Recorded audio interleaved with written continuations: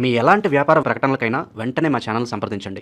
Yeah కుక్షి వివరే కృత్వా స్వయం రక్షతి సర్వతః నమామి జననీం దేవీం పరాం ప్రకృతి రూపిణీం కృచ్ఛేన మహతా దేవ్యా ధారితోహం యథోదరే తత్ప్రసాదాత్ జగద్దృష్టం మాతర్నిత్యం నమోస్తుతే పృథివ్యా యాని తీర్థాని సాగరాదీని పర్వతః వసంతి యత్ర తాం నౌమి మాతరం భూతిహేతవే. మాతృదేవో భవ పితృదేవో భవ. ఇప్పుడు మనము జూన్ నెల 2026 సంవత్సరంలో గోచార ఫలితాలు ద్వాదశ రాశుల వారికి ఏ విధంగా ఉంటాయో తెలుసుకునే ప్రయత్నం చేద్దాము. అది కూడా సశాస్త్రీయంగా. ఇందులో నా కల్పనను కానీ, మిమ్మల్ని ఇంప్రెస్ చేయడానికి అబద్ధాలు కానీ, కోతలకు ఇటువంటి ఉంటారు మామూలుగా వాడుక పదంలో, అలాంటివి ఏమీ ఉండవండి. శాస్త్రం ఎంతవరకు చెప్పిందో అంతవరకు మాత్రమే చెప్తాం. మిమ్మల్ని ఇంప్రెస్ చేయడానికి కానీ, లేదా మిమ్మల్ని బాధ పెట్టేసి భయపెట్టేసి ఏవో జపాలు తపాలు చెయ్యాలి అనేటటువంటి తాపత్రయం కూడా ఏమీ లేదు. శాస్త్రం ఎంతవరకు అంతవరకు మనం చెప్పడం జరుగుతుంది. ఇది కేవలం గోచారం మాత్రమే. దీని ఫలితం ఒక 10 to 15% ఉంటుంది. నిష్ణాతులైన వారు చెప్తే, మామూలుగా ఏదో సగం సగం తెలుసుకుని చెప్తే అది ఎంత పర్సెంటేజ్ ఉంటుందో భగవంతుడికే తెలియాలి. కాబట్టి మిగతాదంతా కూడా వ్యక్తిగత జాతకం మీద ఆధారపడి ఉంటుంది. కాబట్టి మీ దగ్గర మీ తాలూకు date of birth, time of birth, place of birth ఇట్లాంటివన్నీ ఉన్నట్టయితే వ్యక్తిగత జాతకం రాయించుకోండి. అది 100కి 75% జరుగుతుంది. ఇంకా 10%, 15% ఆ భగవంతుడి చేతిలోనే ఉంటుంది. అంచేత దీనికి మీరు ఏదో ప్రిఫరెన్స్ ఇచ్చేయక్కర్లేదు. ఈ యూట్యూబ్లో చూసి చాలామంది ఫోన్ చేస్తున్నారు. చాలామంది గురువుగారు మీరు ఒక్కరేటి చెప్తున్నారు, అందరూనేమో ఏదో నీకు లక్షలు వస్తాయి, కోట్లు వస్తాయి. ఏమీ రావు నాయన, నీకు కోటి రాదు, లక్ష కూడా రాదు. అంచేత అటువంటివేమి నువ్వు భ్రమలు పెట్టుకోవద్దు. నీ శ్రమను నువ్వు నమ్ముకో, దేవుణ్ణి నమ్ముకో, నీ శ్రమను నమ్ముకో, నిన్ను నువ్వు నమ్ముకో. ఇది నేను చెప్పదలుచుకున్నది. అంటే గోచారం ఏంటంటే, ఈ గ్రహాలు ఏంటంటే మనకి రాబోయేదాన్ని సూచిస్తుంది. అది ఎప్పుడు నాకు పూర్తిగా తెలిస్తే మీకు నేను సూచించగలను. నాకే ఏమీ తెలియకపోతే నేనేం చెప్పాలి? ఏదో కథ చెప్పాలి. అంచేత వాటి మీద పెద్దగా ఆధారపడకండి.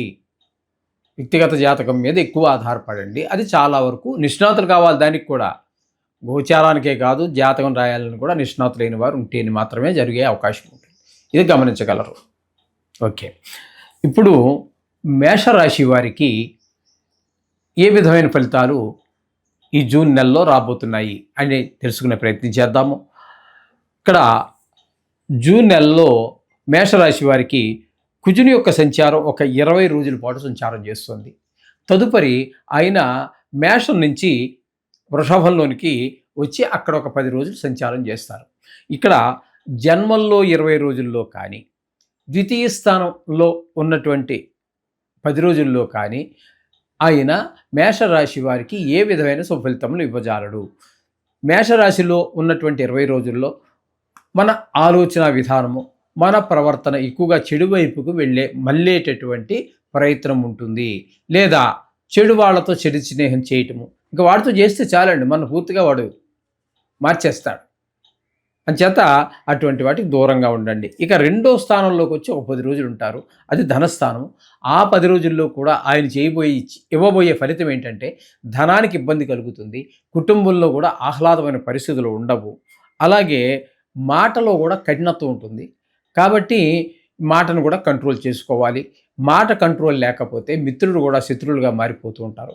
ధనం లేకపోతే ఏం జరుగుతుందో, ఎన్ని ఇబ్బందులు ఉంటాయో మీకు తెలుసు.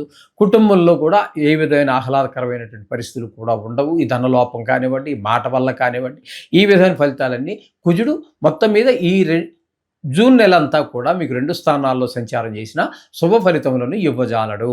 ఇక శుక్రుని యొక్క సంచారం తీసుకున్నట్టయితే, శుక్రుని యొక్క సంచారం తృతీయ స్థానమైనటువంటి మిథునంలో ఒక 8 రోజులు సంచారం చేసి, తదుపరి చతుర్థంలో 22 రోజులు సంచారం చేస్తూ ఉన్నారు. ఇక్కడ మీకు శుక్రుడు తృతీయ స్థానంలో ఉన్నప్పుడు అందరు సహాయ సహకారాలు అందిస్తాడు. అలాగే చతుర్థ స్థానంలోకి వచ్చిన తర్వాత అమ్మగారి ఆరోగ్య విషయంలో కానివ్వండి, ఆవిడ ఆశీర్వచనం మనకు దొరికే విషయంలో కానివ్వండి, అలాగే విద్య విషయంలో కానివ్వండి, భూమి విషయంలో కానివ్వండి, గృహ విషయంలో కానివ్వండి, వాహనంలో కానీ, మన స్వభావంలో కానీ అన్ని రకాలుగా కూడా మనకి సహాయ సహకారాలు శుక్రుడు అందిస్తున్నాడు. ఈ శుక్రుడు 2 స్థానాల్లోనూ కూడా, అంటే ఈ నెల రోజుల్లో 2 స్థానాల్లో సంచారం చేసి మనకి 2 చోట్ల కూడా సుఫలితాలు, నెల రోజులు సుఫలితాలు ఇస్తున్నాడు కాబట్టి, ఈ 4వ స్థానంలో ఉన్నారు కాబట్టి, ఈ లలిత కళల్లో వాటిలో ప్రవేశం ఉన్నటువంటి వారికి, అలాగే షేర్ మార్కెట్లో పెట్టుబడి పెట్టేటటువంటి వారికి, వీళ్ళందరికీ కూడా ఆయన ప్రోత్సాహాన్నిస్తారు. టీవీ రంగంలో కావచ్చు, యూట్యూబర్స్ ఇట్లా చాలా రకరకాలు ఉన్నాయి కదండి. ఈ మధ్యకాలంలో చాలా వచ్చాయి కదా. వాళ్ళందరికీ కూడా శుక్రుడు పూర్తి అనుకూలుడే. ఇకపోతే బుధుడు యొక్క సంచారం తీసుకుందాం. బుధుడు యొక్క సంచారం తీసుకున్నట్టయితే తృతీయ స్థానంలో ఒక 22 రోజులు ఉన్నారు. తృతీయ స్థానంలో యోగించజాలరు బుధుడు.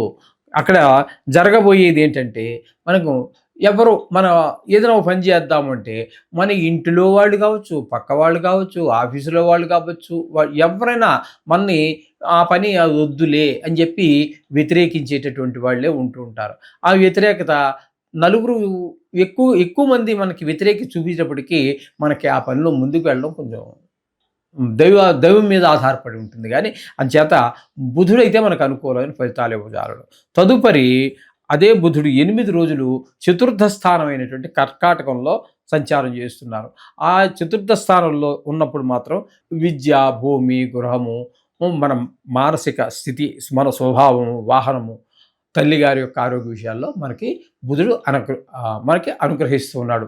అంటే 8 రోజులు మాత్రం బుధుడు అనుకూలుడు, మిగతా రోజులు అనుకూలుడు కాదు. ఇక రవి యొక్క సంచారం కనుక మనం తీసుకున్నట్టయితే, రవి 15వ తారీఖు వరకు ద్వితీయ స్థానంలో సంచారం చేస్తున్నారు. తదుపరి 16వ తారీఖు నుంచి నెలాఖరు వరకు 3వ స్థానంలో సంచారం చేస్తున్నారు.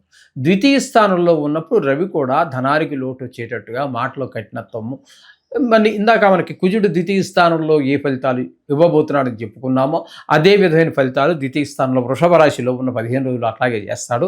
16వ తారీఖు నుంచి నెలాఖరు వరకు తృతీయ స్థానంలో ఉంటున్నారు కాబట్టి, ఆ తృతీయ స్థానంలో మాత్రం మీకు అందరి యొక్క సహాయ సహకారం, కుటుంబంలో వారు కావచ్చు, బయట వారు కావచ్చు, అలా అందరి కొన్ని సందర్భాల్లో ముక్కు మొహం తెలియని వాళ్ళు కూడా మనకి ఏదో అవసరార్థం, అదే ఆర్థికంగా కావచ్చు, మానసికంగా కావచ్చు, ఏ విధంగా అయినా సరే మనకు ఉపయోగపడేటువంటి అవకాశం ఆ సూర్య భగవానుడు 16వ తారీఖు నుంచి నెలాఖరు వరకు ఈ విధమైన ఫలితాలను ఇవ్వబోతూ ఉన్నాడు. ఇక గురువు తృతీయ స్థానంలో, అంటే మేషరాశి తృతీయ స్థానం అయినటువంటి మిథునంలో ఒకే ఒక్కరోజు సంచారం చేస్తున్నారు. అది యోగించజాలరు. తదుపరి గురువు కర్కాటకంలో ఉచ్చస్థానం అయినటువంటి కర్కాటకంలోకి ప్రవేశించి 29 రోజులు అక్కడే సంచారం చేస్తూ ఉన్నారు. అక్కడ ఆ చతుర్థ స్థానంలో కూడా గురువు చెప్పాలి అంటే అనుకూలమైన ఫలితములు ఇవ్వజాలడు. అలాగే తల్లిగారి విషయంలో విద్య, గృహము, అలాగే స్థలము, అంటే మన వాహన విషయాల్లో, మన స్వభావం విషయంలో, వీటన్నిటిలో కూడా గురుబలం లేనట్టే లెక్క. మేషరాశి వారికి ఈ నెలంతా కూడా 2 రాసుల్లో సంచారమే, కానీ 2 రాసుల్లోనూ కూడా మనకి వ్యతిరేకమైనటువంటి ఫలితాలే ఇస్తూ ఉన్నారు. ఈ విధమైనటువంటి ఫలితాలన్నీ కూడా ఆయన ఇస్తూ ఉన్నారు గురువు. ఇకపోతే కేతువు పంచమ స్థానంలో, ఈ కేతువు కూడా మనకి పంచమ స్థాన సంచారం వలన ముఖ్యంగా జరిగేది ఏంటంటే సంతానం మీద దుష్ప్రభావం చూపిస్తుంది. వారు ఆటల్లో వాటిల్లో ఎక్కువ శ్రద్ధ చూపిస్తూ ఉంటారు, చదువు మీద శ్రద్ధ తగ్గుతూ ఉంటుంది. జనరల్గా మరి జూన్ నాటికి స్కూల్స్ తెరవచ్చేమో. ఇప్పుడు ప్రస్తుతం అయితే మనము సెలవుల్లో ఉన్నారు కాబట్టి ఆడుకోవాలి, పిల్లలు ఆడవలసిందే. కానీ దాన్ని ముఖ్యమైన పనులు పక్కన పెట్టేసి ఆడుకోవటం అనేటటువంటిది మనిషి యొక్క ఎదుగుదలకు, అంటే హైట్ ఎదగటం, బరువు పెరగటం కాదండి, విద్య విషయంలో ఎదగలేరు. అలాగే ఏదో ఒక వృత్తి చేసుకుంటున్నారే అనుకోండి, అంటే సంతానం అనేటప్పటికీ మరీ చిన్నపిల్లల్నే చూడాల్సిన పని లేదు. 18 ఏళ్ళు వాడు ఉండొచ్చు, 25 వాడు ఉండొచ్చు. వాడు మరి ఆ టైంలో ఏదో పని నేర్చుకుని అందులో నిష్ణాతుని సంపాదించవలసినటువంటి వయసులో మరి అనుకూలం అయినటువంటి గ్రహం లేని కారణంగా అందులో రాణింపు ఉండదు. చిన్నపిల్లలకైతే విద్యలో వెనకబడిపోతారు. సంపాదించే వయసు ఉన్న వాళ్ళైతే వాడి బద్ధకం కానివ్వండి, మరొకటి కానివ్వండి, ఆ మనిషి ఎదుగుదల ఉండదు. ఆర్థికంగా కానీ, వృత్తిపరంగా కానీ ఎదుగుదల ఉండదు. ఆ! ఆ విధమైనటువంటి ఫలితాలన్నీ ఆయన ఇవ్వబోతూ ఉన్నారు. ఇక చెప్పాలి అన్నట్టయితే ఈ మేషరాశి వారికి ఏకాదశ స్థానంలో ఉన్నటువంటి రాహువు మాత్రం అద్భుతమైనటువంటి ఫలితాలు ఇస్తాడు. తద్వారా అక్కడ ధనం ఏమాత్రం లోటు లేకుండా ఆయన ప్రయత్నం ఆయన చేస్తూ ఉంటారు. ఏదైనా వ్యవహారం మొదలుపెట్టినట్టయితే అందులో పూర్తి విజయాన్ని మీరు సాధించేటటువంటి అవకాశాన్ని రాహు పూర్తి అనుకూలుడండి ఈ మేషరాశి వారికి. అలాగే శని భగవానుడు ఏ స్థానంలో ఉన్నారు అంటే ఏలినాటి శని జరుగుతోంది, ఏ స్థానంలో ఉన్నారు కాబట్టి ఆ శని భగవానుడు వీరికి ఇచ్చేటటువంటి ఈ ఫలితం ఏ విధంగా ఉంటుంది అన్నట్టయితే ధన వ్యయము, ధన నష్టము. ధన వ్యయం అంటే ఖర్చు పెట్టుకోవడం, ధన నష్టం ఎవరు పిక్ పాకెట్ కొట్టేశారు, లేకపోతే మాయమాట చెప్పాడు పట్టుకుపోయే డబ్బులు, వాడి అడ్రస్ లేడు, నష్టమే ఇంకది. అది నష్టం. నష్టానికి వ్యయానికి కూడా కొంచెం వ్యత్యాసం ఉంటుంది. అలాగే శత్రుభయం, మనోవిచారం ఇట్లాంటివన్నీ కూడా జరిగేటువంటి అవకాశం శని భగవానుడి వల్ల. ఇది దీన్ని సాడే సాత్ అని కూడా మన హిందీలో వాడుకలు ఇక్కడ వాడుతూ ఉంటారు. అది ఏలినాటి శని. అదే 3 రాసుల్లో సంచారం చేస్తుంది. ప్రస్తుతం వ్యయ స్థానంలో ఉంది కాబట్టి ధనాన్ని మీరు ఎంత పిసినారితనంగా ఖర్చు పెట్టాలనుకున్నా దాన్ని ఖర్చు పెట్టి అనవసరమైన ఖర్చులు పెట్టించి ఆ ధనాన్ని వ్యయం చేసి తీరతాడు. కాబట్టి ఇప్పుడు ఈ నెలలోనే జూన్లోనే శని యొక్క జయంతి వస్తోంది, 2వ తారీఖు 3వ తారీఖు. ఆ రోజున వీలుంటే ఆయనకి తైలాభిషేకం చేసుకోవటం కానీ, లేదా ఒక బ్రాహ్మణుడిని పిలిచి ఒక నువ్వులు దానం ఇవ్వటం కానీ చేసినట్టయితే దాని నుంచి మనం బయటపడే అవకాశం ఉంది. ఆ విధంగా ఈ శని ప్రభావం తగ్గించడానికి మనకి చాలా రకాల సందర్భాల్లో చాలా విషయాలు మనకు తెలియజేశారు శని ప్రభావం తగ్గడానికి. అందుచేత శని త్రయోదశి ఏదైనా వస్తే